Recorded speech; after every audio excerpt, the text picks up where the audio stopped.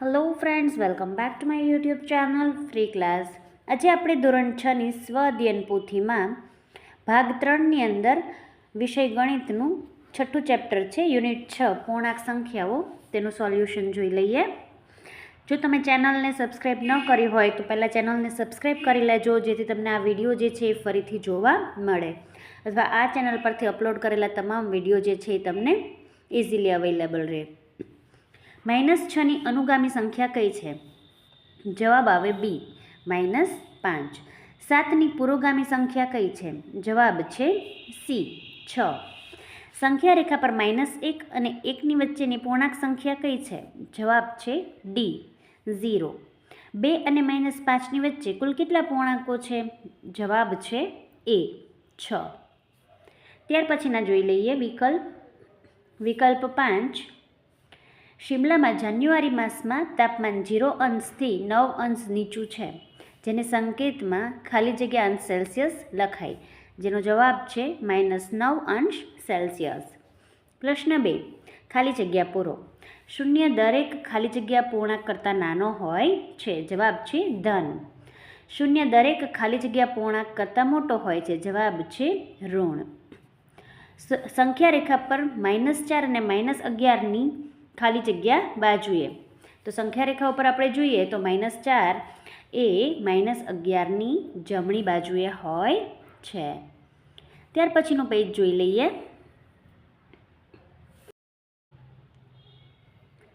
-25 વત્તા ખાલી જગ્યા બરાબર 0. જવાબ છે 25.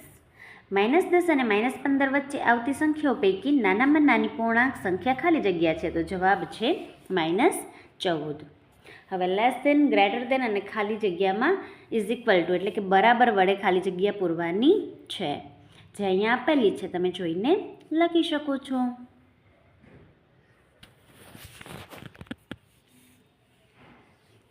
થી નાનું, થી મોટું અને બરાબર, લેસ દેન, ગ્રેટર દેન અને ઇક્વલ ટુ. ત્યાર પછી પ્રશ્ન 4 જોઈ લઈએ. વિધાનો ખરા છે કે ખોટા? શૂન્યની જમણી બાજુ જેમ દૂર જઈએ તેમ સંખ્યા મોટી થાય છે. જવાબ છે સાચું. -1 એ સૌથી નાનો પૂર્ણાંક છે. જવાબ છે ખોટું. -9થી 2 ડગલા ડાબી બાજુ જતાં -7 મળે. જવાબ થાય ખોટું. શૂન્ય એ ન પૂર્ણાંક પણ નથી અને ઋણ પૂર્ણાંક પણ નથી. શૂન્ય એ ધન પૂર્ણાંક પણ નથી અને ઋણ પૂર્ણાંક પણ નથી. જવાબ થાય રાઈટ, સાચું. -67 એ -66 કરતાં મોટો પૂર્ણાંક છે.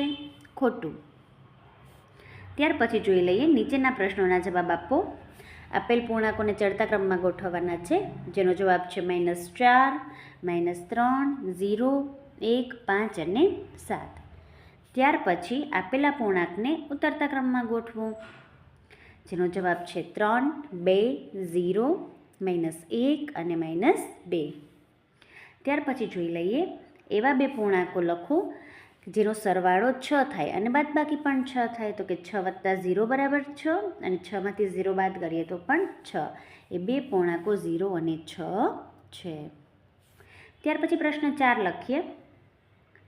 પૂર્ણાંકોની જોડી જે છે એ આપેલી છે, એમાં ડાબી બાજુએ કયા પૂર્ણાંક આવે અને જમણી બાજુએ પણ કયા પૂર્ણાંક આવે તમારે લખવાના છે.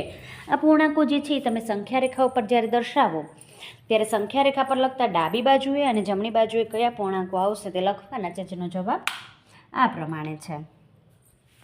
ત્યાર પછી પ્રશ્ન 5 જોઈ લઈએ. જો આપણે સંખ્યા રેખા પર -8ના સ્થાને હોઈએ તો -13 પર પહોંચવા કઈ દિશામાં અને કેટલા પગલાં ચાલવું પડે? તો કે કઈ દિશા? તો કે ડાબી બાજુની દિશામાં. અને કેટલા પગલાં? તો કે 5 પગલાં ચાલવું જોઈએ. જે તમારે સંખ્યા રેખા દોરીને જવાબ દર્શાવવાનો છે. મેં અહીંયા કરેલું છે, તમે જોઈને કરી શકો છો.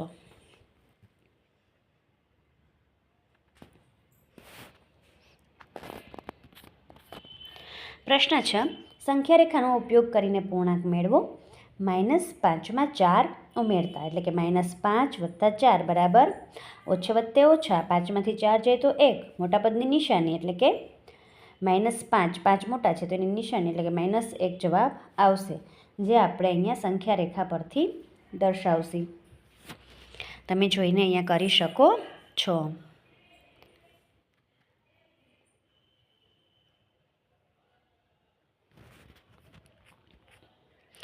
-2માંથી 2 બાદ કરતા એટલે કે -2 ઓછા 2 બરાબર ઓછે ઓછે વત્તા 2 ને 2 4 અને અહીંયા મોટા પદની નિશાની બંને સેમ જ છે ને બંનેની નિશાની પણ સેમ છે એટલે જવાબ આવશે -4 જે તમે આ રીતે સંખ્યા રેખાની મદદથી પણ દર્શાવી શકો છો.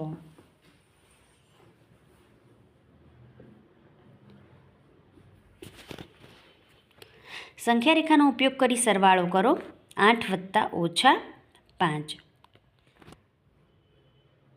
8 વત્તા ઓછા 5 વત્તે ઓછે ઓછા 8માંથી 5 જાય તો 3 મોટા પદની નિશાની જોઈએ 8 મોટા છે એટલે ધન 3 આવશે બરાબર +3 કેવી રીતે દર્શાવાય તો અહીંયા આપેલું છે તેમ તમે સંખ્યા રેખાની મદદથી પણ દાખલો જે છે મેં ગણ્યો એવી રીતે ગણ્યા વિના પણ સંખ્યા રેખાની મદદથી કરી શકો છો.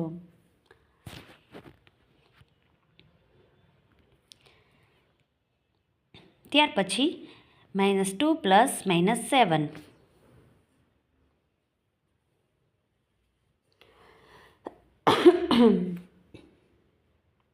જે તમે આ રીતે સંખ્યા રેખાની મદદથી કરી શકો છો. બહુ ઇઝી સંખ્યા રેખાના સરવાળા બાદ બાકી છે.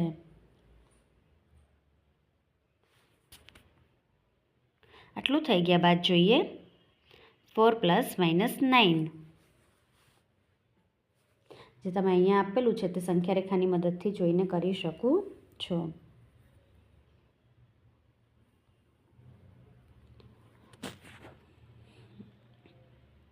એ થઈ ગયા બાદ પ્રશ્ન 8 જોઈ લઈએ. સંખ્યા રેખાનો ઉપયોગ કરીને બાદબાકી લખો. પહેલાં આપણને વત્તા ઓછા કરીને આપતા હતા. હવે અહીંયા જે છે તે તમને કોયડા સ્વરૂપે આપેલા છે કે -3માંથી 2 બાદ કરો બરાબર કા ઉમેરો ને કા બાદ કરો. આવી રીતે જ્યારે આવે ત્યારે સરવાળા બાદબાકી કરવાના થાય. અહીંયા બાદબાકી આપણને આપેલી છે એટલે કે -3માંથી 2 બાદ કરવાના છે એટલે -3 -2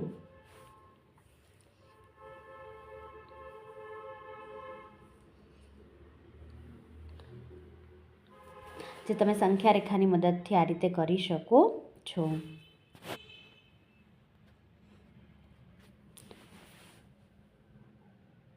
ત્યાર પછીનો દાખલો જોઈ લઈએ. -3માંથી -2 બાદ કરો એટલે કે -3 બાદ કરો કીધું છે એટલે પહેલાં ઓછાની નિશાની આવશે અને પછી -2 આવશે બરાબર.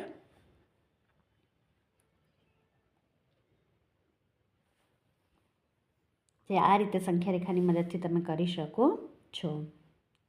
ત્યાર પછી સંખ્યા રેખાનો ઉપયોગ કર્યા વગર સરવાળા કરવાના છે.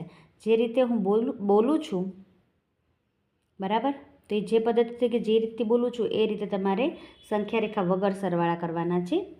30 + -25 + -10 અહીંયા આપણે શું કરશું 30 ના 30 વત્તે ઓછે ઓછા 25 ના 25 વત્તે ઓછે ઓછા 10 ના 10 ઓછે ઓછે વત્તા 25 ને 10 35 30 ઓછા 35 30માંથી 35 ન જાય એટલે 35માંથી 30 કાઢીએ તો 5 આવે અને મોટા પદની નિશાની એટલે કે 35 મોટા છે એની આગળ માઇનસ આપેલું છે બરાબર તો અહીંયા ઓછાની નિશાની આવશે જવાબ આવશે -5.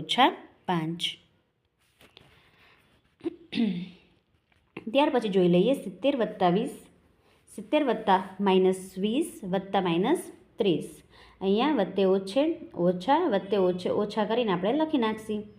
અહીંયા ઓછે ઓછે વત્તા 30 ને 20 50 મોટા પદની નિશાની એટલે કે -50 70 - 50 = 20.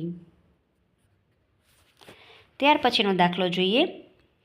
-350 + -240 -350 ના -350 વત્તે ઓછે અહીંયા આપેલું છે ને વત્તે ઓછે ઓછા 240 ના 240 હવે ઓછે ઓછે વત્તા 350 વત્તા 240 એટલે કે 590 350 મોટા છે એની આગળ જે નિશાની આપેલી છે ઓછાની નિશાની આપેલી છે તો આપણે અહીંયા ઓછાની નિશાની લખશી -590. ત્યાર પછી પ્રશ્ન 10 કિંમત શોધો. 49 ના 49 ઓછે ઓછે વત્તા 40 ઓછે ઓછે વત્તા 3 અને વત્તા 69 ના વત્તા 69 અહીં બધે સરવાળાની નિશાની આપેલી છે એટલે બધાનો સરવાળો કરીએ તો જવાબ આવે 161. ત્યાર પછી બીજો દાખલો જોઈ લઈએ. 30 30ના 30 વત્તે ઓછે ઓછા 11ના 11 વત્તાના વત્તા અને 111.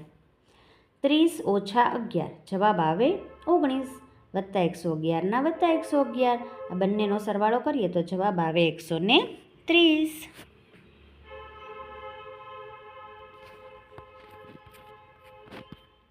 અહીંયા પ્રવૃત્તિ આપેલી છે. બે પાસાની મદદથી અનુક્રમે +1 +2 +3 +4 +5 +6 અને -1 to -6 અંકો આપેલા છે. જે મિત્રો વારાફરતી પાસાની જોડી ઉછાળે છે અને જે અંક મળે તેનો સરવાળો નોંધવાનો છે. દરેક વખતે ઉછાળતા મળતા અંકનો સરવાળો અગાઉના અંકમાં ઉમેરવાનો છે. આમ કરતાં જે મિત્રનો અંક 20 કે તેથી વધુ પહેલાં પહોંચે તે રમત જીતી જાય છે. પહેલા પાસા પરના અંક, બીજા પાસા પરના અંક અહીંયા મેં આપેલા છે, તમે જોઈને લખી શકો છો.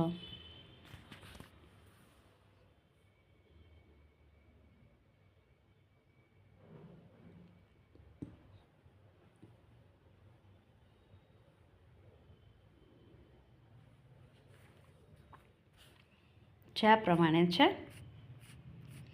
જવાબો પણ તમને નીચે આપેલા છે. Thank you friends. હવે મળશે નવા વિડીયોમાં.